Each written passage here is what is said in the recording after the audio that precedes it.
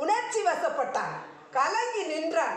தன் செல்ல தாத்தாவாகிய பீஷ்மரின் மடியில் அமர்ந்து விளையாடிய நேரங்களை கண்ணீருடன் நினைவு கூர்ந்தான். தன் தாத்தா சிறு வயதில் கூறிய கதைகளில் மீண்டும் ஒரு முறை கடைசியாக மூழ்கினான். தன் அன்பிற்கும் பாசத்திற்கும் மரியாதைக்கும் உரிய பீஷ்மரை கொல்லப் போகிறோமே என்று வேதனை அடைந்தான். காண்டீபத்தை தொட அவன் மனமும் கைகளும் மறுத்தன. நாம் தோற்றாலும் பரவாயில்லை, கங்கை புத்திரரை கொல்ல மாட்டேன் என்று கிருஷ்ணரையும் அண்ணன்களையும் தழுவி அழுதான். அங்கு சில நிமிடங்கள் நிசப்தம் நிலவியது.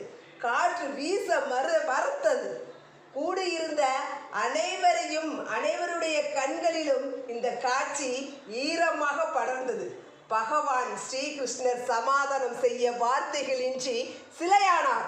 சிறிது நேரம் கழித்து, அர்ஜுனா, பீஷ்மரின் சாபம் முடியும் நேரம் நெருங்கிவிட்டது. அவர் முக்தி அடைய போகிறார்.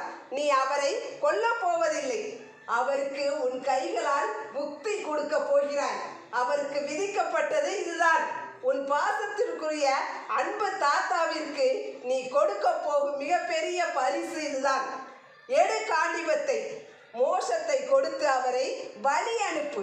அவரின் ஆசி என்றும் உன்னோடு இருக்கும் என்றார் கிருஷ்ணர்.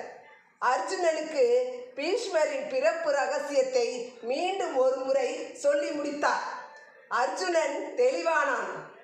காண்டீபத்தில் நாணேற்றினான், நானே சுண்டிவிட்டான். ஆனால் அதன் ஒளி 8 திக்கிற்கும் சென்றடைந்தது.